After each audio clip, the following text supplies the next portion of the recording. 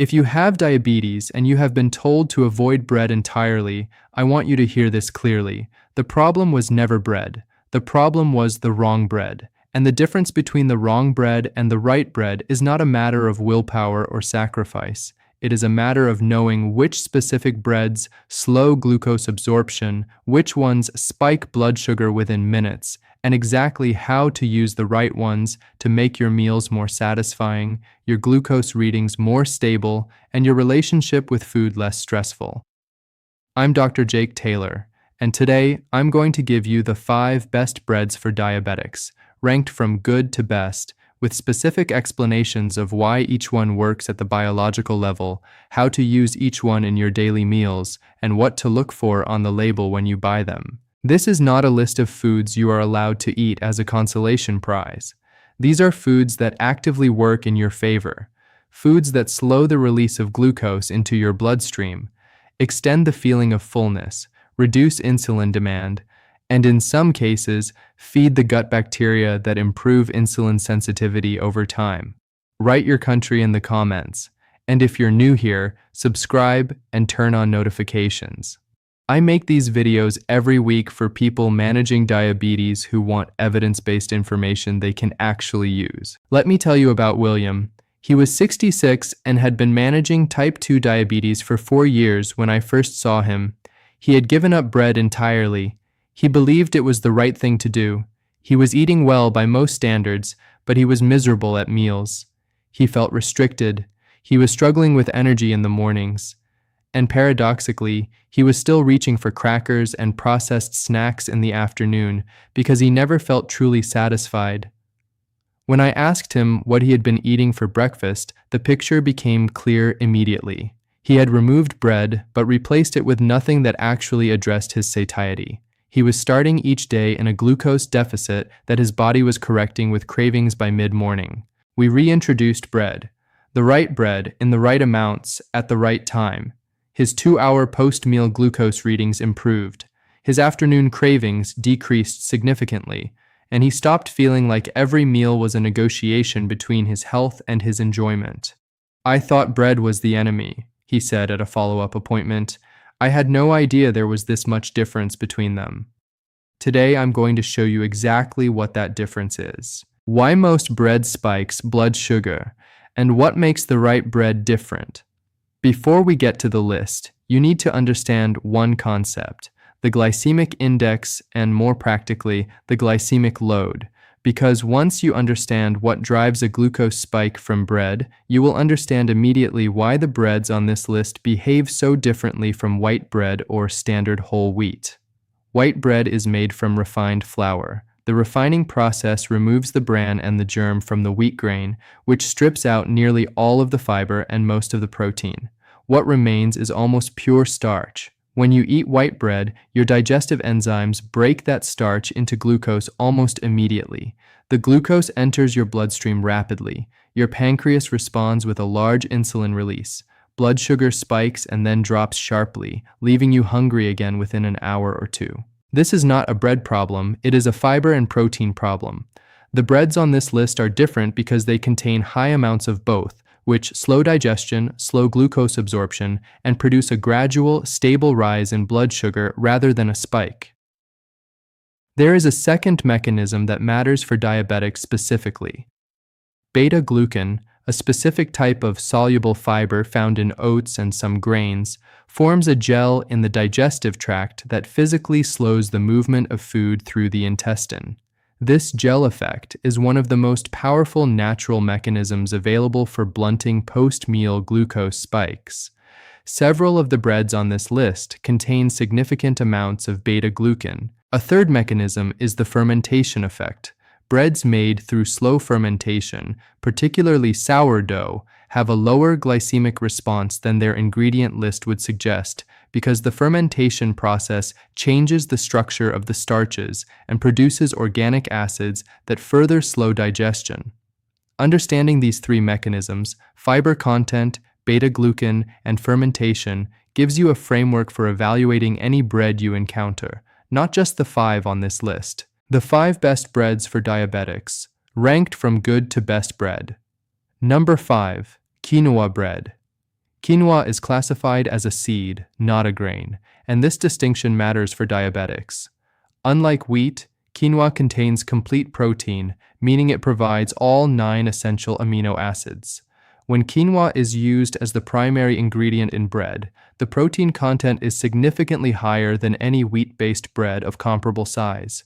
Protein slows gastric emptying, which means food moves more slowly from your stomach into your intestine, which means glucose enters your bloodstream more gradually. Quinoa bread also has a meaningful fiber content that further blunts the glucose response.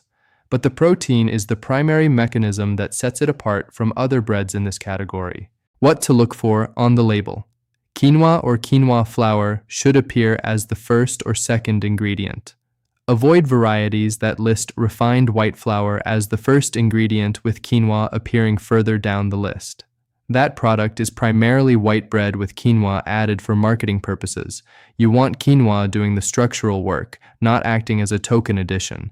How to use it. Quinoa bread holds up well for open-faced preparations. A slice toasted with a poached egg and half an avocado provides protein from 3 sources simultaneously and keeps blood sugar stable for 3 to 4 hours.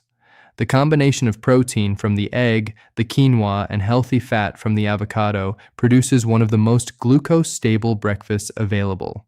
For a mid-afternoon snack, which is the most dangerous time for diabetics because glucose tends to fluctuate in the 3 to 5 o'clock window, a small open sandwich of quinoa bread with cottage cheese and cucumber slices provides protein and fiber with minimal glucose impact. James was 69 and had been avoiding all bread for 2 years. I introduced quinoa bread as his first reintroduction. His 2-hour post-meal reading after a quinoa toast breakfast with egg and avocado was 127. His reading after a comparable breakfast with standard whole wheat toast had been 189. Same meal concept, completely different glucose response. That's not what I expected from bread, he said. Bread number 4, flaxseed bread. Flax seeds are one of the most nutrient-dense additions to any bread. They are extraordinarily rich in 2 specific things that matter most for diabetics: soluble fiber and omega-3 fatty acids. The soluble fiber in flax seeds, specifically a type called mucilage, behaves similarly to beta-glucan. It forms a gel in the digestive tract that slows glucose absorption measurably. Research has consistently shown that meals containing flaxseed produce a significantly lower post-meal glucose spike compared to equivalent meals without flaxseed. The omega-3 fatty acids in flax seeds address a separate but related problem: chronic inflammation, which is both a driver and a consequence of insulin resistance. Every diabetic has a degree of systemic inflammation that makes cells less responsive to insulin. Omega-3 fatty acids are among the most potent natural anti-inflammatory compounds available from food. Including them consistently through flaxseed bread is addressing insulin resistance at a level that goes beyond just managing the glucose spike from a single meal. Flaxseed bread has a distinctive nutty flavor that pairs particularly well with savory combinations. A slice with guacamole and a small amount of smoked salmon gives you omega-3 from 2 sources simultaneously, along with healthy fats that further reduce the glycemic response of the meal. One practical note: flaxseed bread is best toasted. The heat enhances the flavor significantly, and the slight crunch makes it more satisfying, which matters because satisfaction at a meal reduces the likelihood of reaching for additional food an hour later. What to look for on the label. Whole flax seeds or ground flaxseed should be listed early in the ingredients. Ground flaxseed is more bioavailable than whole flax seeds because the outer shell of a whole flaxseed is difficult for the body to break down. If the bread contains whole flax seeds, your body may not access all of the nutrients. Ground or milled flax is preferred. Bread number 3, whole grain bread. Whole grain bread is the most accessible option on this list, and when chosen correctly, it is meaningfully better than standard whole wheat bread. The distinction matters. Whole wheat bread is made from wheat that has had the germ and bran added back after refining. Whole grain bread is made from grains that were never refined in the first place. The intact grain structure means the fiber is more effective at slowing digestion because it has not been mechanically disrupted by the refining process. Whole grain bread provides B vitamins, magnesium, and iron in forms that are more bioavailable than refined bread products. Magnesium is particularly relevant for diabetics because it plays a direct role in insulin signaling. Low magnesium levels are associated with increased insulin resistance. A diet that consistently provides magnesium from whole grain sources addresses this deficiency gradually over time. The fiber in whole grain bread slows the digestion of the meal as a whole, not just the bread itself. When you build a meal around a slice of whole grain bread, the fiber changes how quickly everything else in that meal is absorbed. This is why a sandwich on whole grain bread produces a different glucose response than the same filling eaten without bread or with white bread. How to use it practically: whole grain bread is the most versatile option for people who eat a wide variety of meals. It works for breakfast, for lunch sandwiches, and for light dinners. A slice topped with mashed avocado and a thin layer of hummus provides fiber from 3 sources and healthy fat that keeps blood sugar stable for hours. What to look for on the label: the first ingredient should say whole grain followed by a specific grain name, such as whole grain wheat, whole grain rye, or whole grain oats. If the first ingredient simply says wheat flour or enriched flour, put it back. That is white bread with marketing language. Dorothy was 72 and had been using standard whole wheat bread, believing it was the best available option. She switched to a certified whole grain bread and tracked her 2-hour post-meal glucose for 2 weeks. Her average post-breakfast reading dropped by 14 points without any other dietary change. 14 points from a bread swap. Bread number 2, rye bread. Rye bread is the most underappreciated bread on this list, and for diabetics specifically, it has properties that no other common bread matches. Rye flour has a lower glycemic index than wheat flour of any type, including whole wheat. This is because rye contains a type of fiber called arabinoxylin, which forms an exceptionally viscous gel in the digestive tract. This gel effect is more pronounced in rye than in almost any other grain, producing a slower and more prolonged glucose response than even whole grain wheat bread. There is a second mechanism that is unique to rye. Research has shown that rye bread produces a markedly lower insulin response than equivalent wheat bread, even when the glucose responses are similar. This means your pancreas is working less hard after a rye bread meal than after a wheat bread meal of comparable carbohydrate content. For a type 2 diabetic whose pancreas is already under chronic strain, this reduced insulin demand matters significantly over time. Rye bread also has a high satiety value that is disproportionate to its caloric content. Studies measuring hunger ratings after rye bread versus wheat bread consistently show that rye bread keeps people feeling fuller for longer, which reduces total food intake throughout the day and stabilizes glucose between meals. The flavor of rye bread is distinctive, slightly tangy, and dense, and it pairs particularly well with savory toppings. A slice of rye bread with cottage cheese, cucumber, and a small amount of smoked salmon is one of the highest protein, lowest glycemic impact breakfasts available. The combination of arabinoxylin from rye, protein from cottage cheese and salmon, and the natural fats in the fish produces a meal that holds glucose stable for 4 to 5 hours in most patients. What to look for: the label should say whole rye or dark rye as the primary ingredient.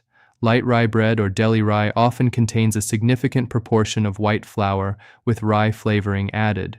That product does not carry the benefits of true whole rye bread. A practical tip for finding genuine rye bread: authentic whole rye bread is denser and heavier than wheat bread of the same size. If you pick up a loaf of rye bread and it feels light, it is almost certainly made primarily from wheat flour with rye added for color and flavor. The weight and density are reliable physical indicators of genuine whole rye content. Real rye bread also tends to have a longer shelf life than wheat bread because its lower pH from natural fermentation inhibits mold growth. This is a feature, not a flaw. Helen was 74 and had been managing her post-breakfast glucose spike as her most consistent challenge. After switching to whole rye bread for her morning meal, her 2-hour post-breakfast reading improved by an average of 22 points over 4 weeks. Her periodontist, coincidentally, also noted at her next appointment that her gum inflammation had decreased, which is directly connected to improved blood sugar control. Every system benefits when glucose is managed correctly. Bread number 1. Oat bread. Oat bread is the most powerful option on this list for glucose management, and the reason is one specific compound, beta-glucan. Beta-glucan is a soluble fiber found in oats that has been studied more extensively than almost any other dietary fiber for its effects on blood glucose and insulin response. When beta-glucan is consumed, it dissolves in the digestive tract to form a thick, viscous gel that physically slows the movement of food through the intestine. This mechanical slowing of digestion reduces the rate at which glucose enters the bloodstream dramatically. The research on beta-glucan is among the most consistent in nutritional science. Study after study shows that meals containing meaningful amounts of beta-glucan produce significantly lower post-meal glucose spikes and lower insulin responses than equivalent meals without it. The FDA has approved a health claim for oats and beta-glucan related to cardiovascular risk, and the glucose-lowering effect is equally well documented. Oat bread also contains protein levels that are higher than most grain-based breads, and it provides a broad spectrum of B vitamins and minerals including zinc, which plays a direct role in insulin production and storage in the pancreas. Beyond blood glucose, oat bread supports cholesterol management through the same beta-glucan mechanism. The gel that slows glucose absorption also binds to bile acids in the digestive tract, which forces the liver to draw cholesterol from the bloodstream to produce new bile. This lowers LDL cholesterol progressively with consistent consumption. For diabetics who have significantly elevated cardiovascular risk compared to the general population, this dual benefit is particularly valuable. How to use oat bread. It is the most versatile option on this list in terms of flavor compatibility. The mild, slightly sweet flavor of oats works for both sweet and savory preparations. For breakfast, a slice toasted with natural almond butter and a small banana provides complex carbohydrate, protein, and healthy fat in a combination that produces stable glucose for 3 to 4 hours. For a snack, cream cheese with cucumber slices on oat bread is simple, filling, and produces minimal glucose impact. For patients who enjoy cooking, oat bread can be used to make a healthy French toast. Beat 1 egg with a small amount of skim milk and a pinch of cinnamon. Dip a slice of oat bread, cook in a non-stick pan until golden on both sides, and serve with fresh berries. This preparation provides the comfort of a sweet breakfast with a glycemic response that is far lower than traditional French toast made with white bread. What to look for on the label. The first ingredient should be whole oats or oat flour. The beta-glucan content is not always listed separately, but a bread made primarily from whole oats will contain meaningful amounts. Avoid oat breads that list enriched wheat flour as the primary ingredient, with oats appearing lower on the list. That product is primarily a wheat bread with oats added cosmetically. One important note.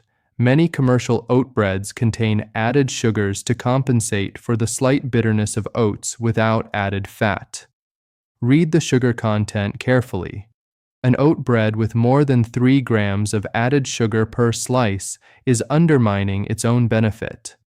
Look for versions with minimal or no added sugar. Frank was 71 and had an A1C of 8.1 when we began working together. We made several dietary changes, one of which was replacing his standard whole wheat toast at breakfast with oat bread.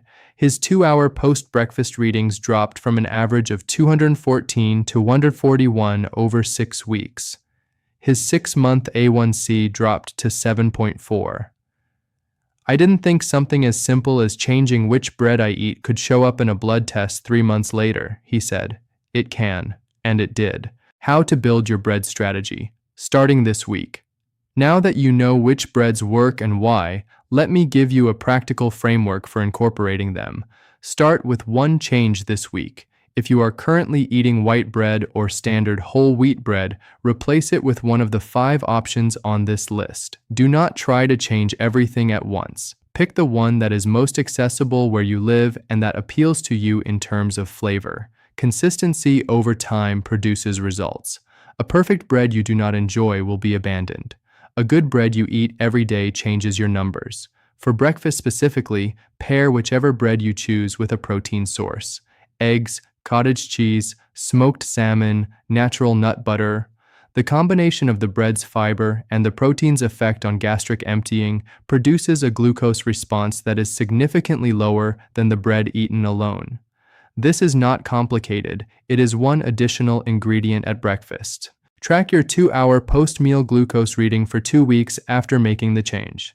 Take the reading at the same meal every day so you are comparing consistent data points.